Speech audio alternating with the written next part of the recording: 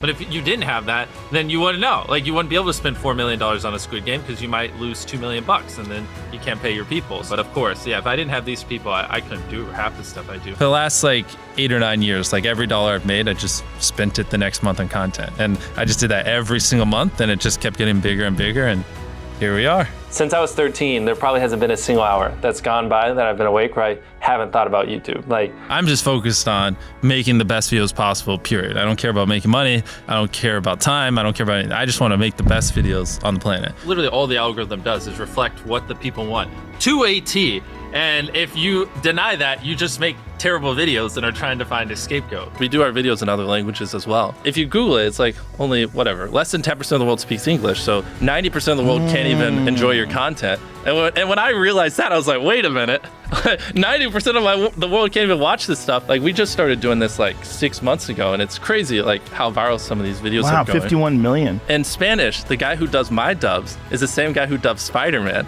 We managed to convince him. So a lot of those comments are like, why does he sound like Spider-Man, or is MrBeast Spider-Man? To me, what's important is click-through rate, getting people to click on your video, and then average view duration, average view percentage, or just relative retention, and having them watch it. A lot of creators think click-through rate is just like the title and thumbnail and did they click it, but a lot of it too is, did they enjoy your last video? Because if someone watches a video of yours and they loved it, you can bet the next time you're recommended, their chance of clicking is a lot higher. Sometimes we're filming for 3 or 4 days, like 10 hours a day, 30, 40 hours of filming plus months of setup, whereas most creators probably film for a couple hours and set up for a day. outside of just filming, we brainstorm video ideas, relentlessly, hours every day. By always doing all those things, it just distinctively sets it so far apart that it's basically, in my head, it's like, why would you not watch it? Viewers aren't stupid. They can tell when you half ASS, I don't know if I'm allowed to curse, a video, or if you really put in effort. And if they can tell you're putting in a lot of effort,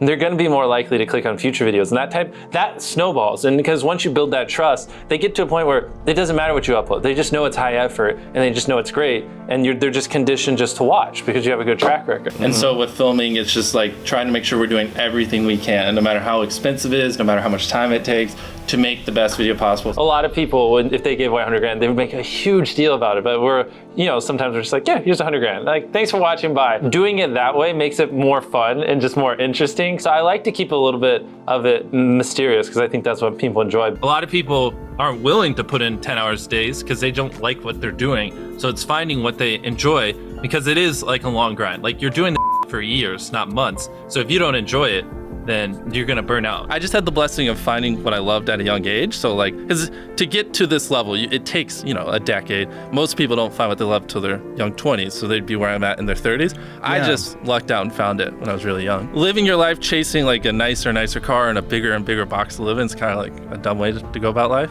I actually, funny enough, I lived in a super below average home, and I kind of learned why famous people don't live in below average homes, because someone broke in, stole everything I owned. So I had to get a little nicer house for security reasons. But before I was robbed, my place is like a little duplex, $700 a month. You get a roommate's $360 split. People think just because you go for views means you can't have fun, but you can pull views and you can have fun, which is what we purposely try to do. If you're not doing something that's just inherently fun to you, you're just quit. Just give up. You gotta at least semi-enjoy what you're doing, or you're gonna quit long before it gets to the point where it brings in money or whatever else could be driving you. So find what you love, and then I would just hyper obsess. Make sure no one doing what you're doing is doing it better. Make sure the videos are as good as possible.